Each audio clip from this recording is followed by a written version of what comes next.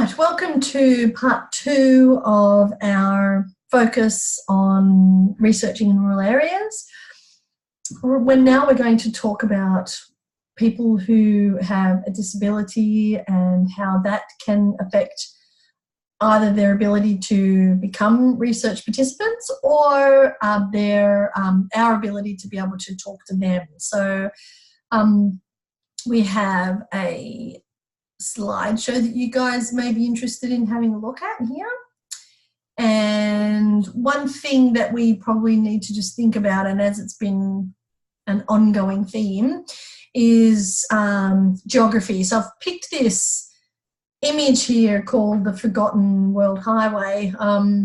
Basically healthcare 819 Ks, the nearest town 87 Ks. This is not unusual for people living in rural or remote areas, absolutely. So similar to our researching topic when we discussed researching with older people, there is a past history of researchers and how they've behaved and whether they've, what sort of their agenda's been. So there's quite a strong theme around that in relation to what do you want from me? Where is my information going? Will it be like confidential? I don't want everybody knowing my business. What are the other things that people have said to me? I don't want everybody knowing that I've got anxiety disorder, so there's definitely sort of like a clear issue around, or it's not an issue, it's a theme around people's trust of what's going to happen with their information. And I've got a bit of an example further on to talk about that. But in relation to people with a disability, there's questions around, from an ethical point of view, as the researcher, if a person has a physical issue or a psychological issue, we don't want to make that worse for the person. If the person has trouble getting to a research centre or just, they become unwell and they can't come to you, then there's the issues of embarrassment that they couldn't get to you or you couldn't get to them. There are ethical challenges around researching people with a disability. So whether a person has an intellectual disability, if they've been deemed able to be cohesive enough as well to be able to talk to you. You don't want to be putting vulnerable people at risk. But certainly there are ethical clearances that need to happen if you're going to be researching with people with an intellectual disability. And by all means, they would be open to being involved in research, and they certainly have been involved in a lot of research over the past, but not necessarily research focusing on rural health for people with an intellectual disability. That field is still really quite new. So it's important to get your clearances organised through your ethics committee to make sure that if there are a number of questions, if you are going to actually start interviewing people with an intellectual disability or any sort of cognitive delay. The research is being conducted for adults with a disability, interviewing them, but also interviewing their older parent carers or brothers and sisters. So there's ways around interviewing the person, as in you can interview the person as well as interview their carers, siblings or their children in relation to what are the real issues going on for people. And we know, if we have a look at what could possibly happen in regards to interviewing a person who does have a disability, we have to think about, like I said, the same sort of things, like the distance from the health services, whether they can work or not, whether they're able to catch public transport, whether they're able to drive, if they're in a lower income, can they afford to go on holidays? Whereabouts are they in the life cycle? Have they just started working, or preschools? Like, you know, so it's all around looking at the actual life course and deciding what you think is going to be relevant for your target group. So, yeah, I guess the bottom line is probably when we think about people who we're talking to, we have to think about what age group they are. Are they in the vulnerable population? How do we make sure that we respect people? And we need to get ethical clearance from the ethics department at universities before we're actually allowed to conduct research studies of any kind, and they're actually very good at protecting people. So there's a number of organisations that you can go through in order to talk to people who have a disability in rural areas, and so there's the larger ones like Cerebral Palsy Alliance, the National Disability Insurance Agency, and then they have a number of different organisations under them that they work with. It's certainly getting a lot more interspersed now, but it's important to sort of look at community stakeholders, local police services, police liaison officers, high schools. You know, it really depends. There are certain ways of you actually getting in touch with people, putting your research proposal out there, and then people coming to you. That is probably the best way that you could actually look at doing that. So we've talked about some issues for both of our populations. If we think about what are some of the potential solutions, so number one I have on our slide is having a look at consultations. So what we'll do, I will share my slide with you. And I'd like you to have a look at this particular slide. And I would like you to think, sometimes it's really good to think outside the box on occasion, particularly when we're working with human beings. So when I did my research, I went down to, one of my research projects was based in the Murrumbidgee irrigation area. So if you're looking at a map of New South Wales, basically the southwest corner. And I thought, well, there's like hundreds of thousands of people down there, and I would like to get to as many people as I can. So I started to talk to others, to other researchers, to see if they'd actually done any research in this space. Who did they talk to? I just started talking with everybody. I was interviewed by the ABC. I made an appointment to visit with the mayor. I met with the mayor. He then gave me information, more people to talk to. He gave me advice. All of these had been pre-arranged before I actually travelled down to that area for my research. I had to visit that area 4 times. So the initial time was the promotion and the interviews. The second and third time was the actual doing the interviews themselves. And then the 4th time was more like a follow-up, and then another pick-up. I picked up another interview as well. So, and then I had a stakeholder meeting also. So have a look at what's been done before. And the way you do that is through journal articles that you'll see, projects that have been done. You'll see research that's been conducted on numbers of people, whether it's 10 people or if it's 100,000 people, like a 45 and up study. Have a look to see how that was done. Look in the methods, how many people, how did they recruit people? Did they do it through the community newspapers? Did they do it through health websites, local health districts? Did they do it through agencies, communications companies, for example? And then just listen. You can use a method called snowball sampling. So once one person hears about it, you say to them, if you know anyone else, could you talk to them and tell them about my project, give them this brochure. Just keep on handing out more and more brochures, and then people just get in touch with you. But make sure that you're responsive to your emails or your phone calls. If you have, don't give out your personal mobile number, but if you have a desk phone number situated at a university, if you're actually working at a university, you can use that number if you want to. Otherwise, emails is always good.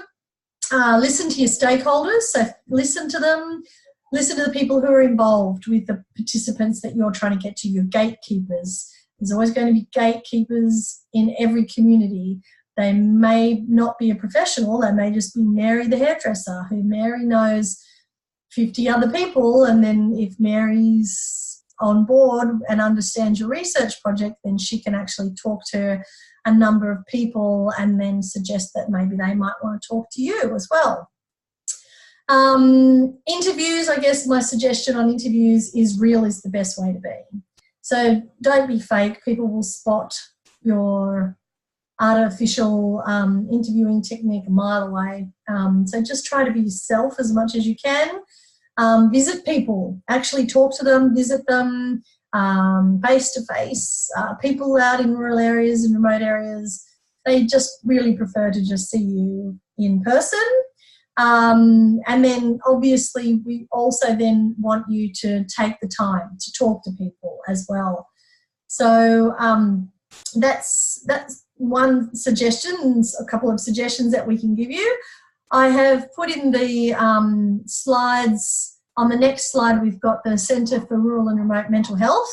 And these guys are partnered with the Black Dog Institute, the Australian College of Rural and Remote Medicine, Public Health Network Murrumbidgee. They have a number of central partnerships that they have for research. So you could always email them. You could say, I'm interested in doing a research area in rural wherever.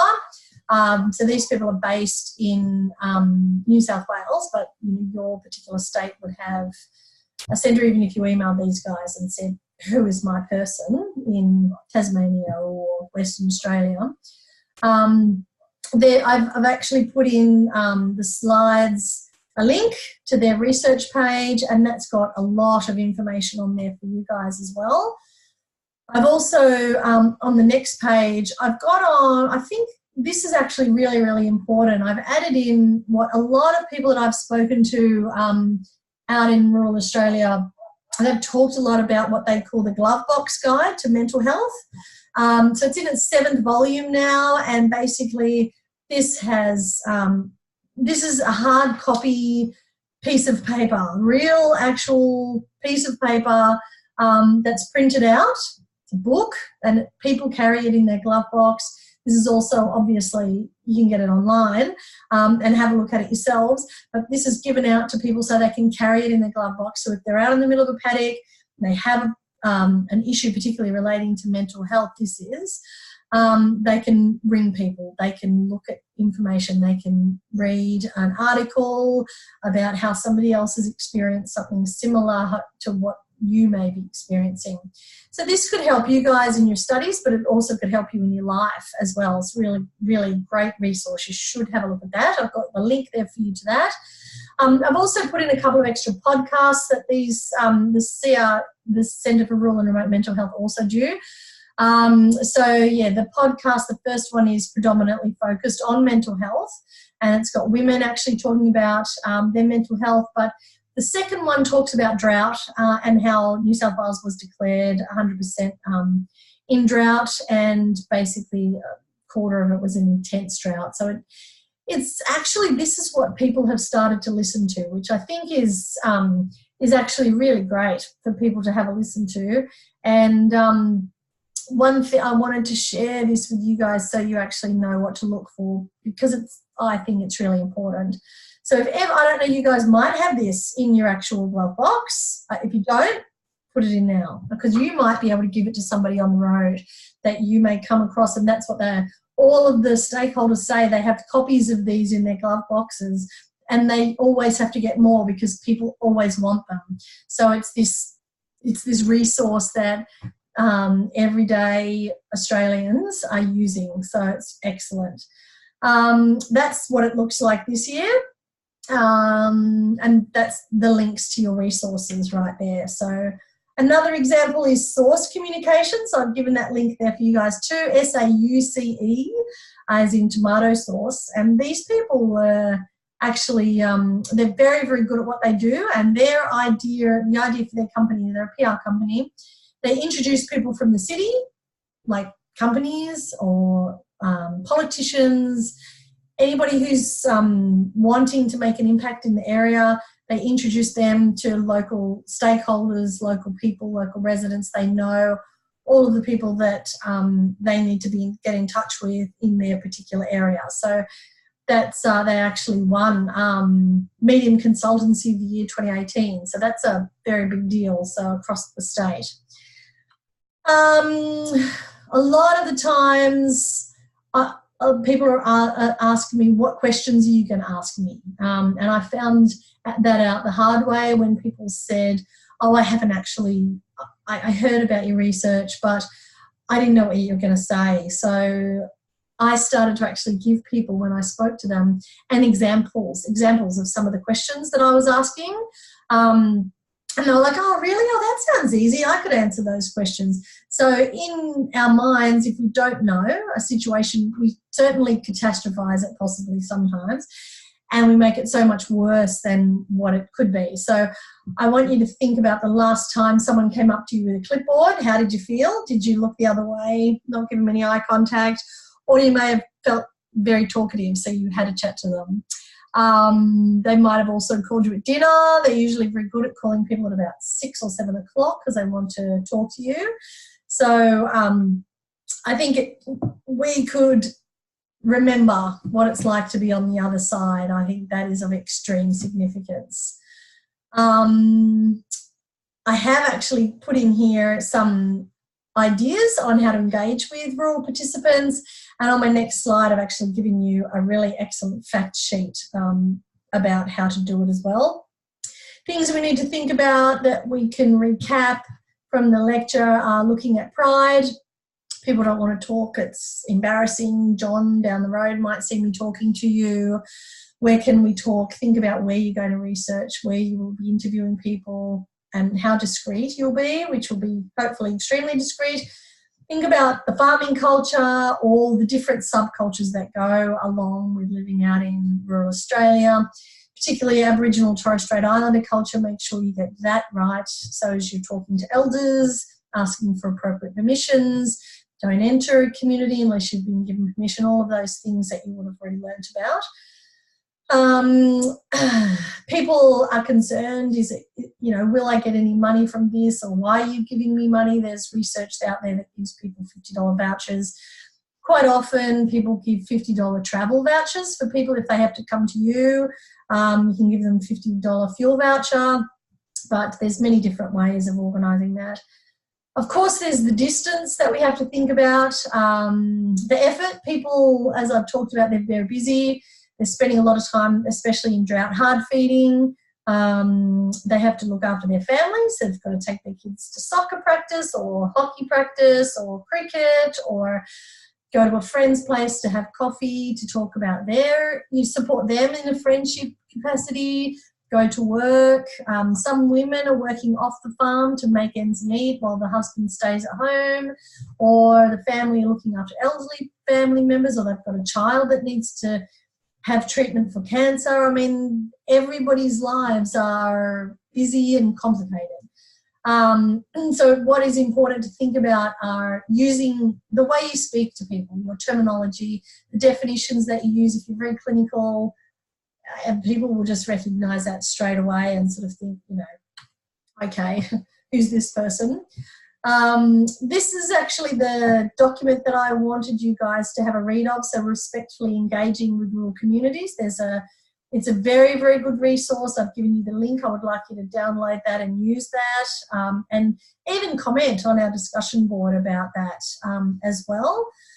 So one thing that you should be mindful of, and when I did the majority of my research in the Murrumbidgee irrigation area, is New South Wales was in the worst drought that they'd had in 100 years. So I had to be mindful of that. I had to be mindful that people were living through that and weren't interested or didn't have the capacity to talk about sad things, to talk about difficult issues. We have to think about economic downturn, loss of industry, loss of shops, retail shops, people not buying things in town, suicides, young people taking their lives. There's a lot of people who are struggling with physical and psychological health in rural and remote Australia. Issues around lots of adversity from people who have been in drought for 8-10 years, children that have never seen rain. So we have to be really, really mindful about that, and I would like you guys to have a look at that resource, please, and download it and save it and refer to that often. As I said, with our participants, we have people saying, what are we going to get out of it? What's in it for us? Why should I talk to you? And another example of a person, I was talking to a stakeholder who said that there was a television, a channel, SBS, came to the town, and they said, oh, we're going to do a story on a farmer. We need a farmer who's in the midst of drought. We need to talk to him or her. So this camera crew actually went out to the person's house. They were there for 4 days. This gentleman told everybody in his family and all of his friends that he was going to be on television, and everybody was watching on this, whatever night it was, let's say a Wednesday night at 6 o'clock. The details aren't relevant because, unfortunately, everybody in the town, relatives, distance, close relatives, distant relatives, are all watching. It was supposed to be aired at that particular time, at that particular show. Wasn't aired. It was actually on the cutting room floor because it was deemed not worthy. And that gentleman was sitting in a hotel, in a pub, having a drink with his friends at the time, all watching this television show, waiting for him to come on. He was a celebrity, and up came another story. And the embarrassment and humiliation of that probably doesn't really need to be explained. So, yeah, it's important to get this stuff right, I guess, is my key sort of take-home message when we think about making sure that we're looking after anybody that we're researching. We need to think about us as researchers when we're recruiting, how we do it, as I've talked about. What's the climate? Are we researching in a drought? Think about how we look after ourselves, our own mental health, our own physical health. We're isolated. If we're travelling, it's good to travel with a companion, a research buddy. Use university counselling systems to talk to them.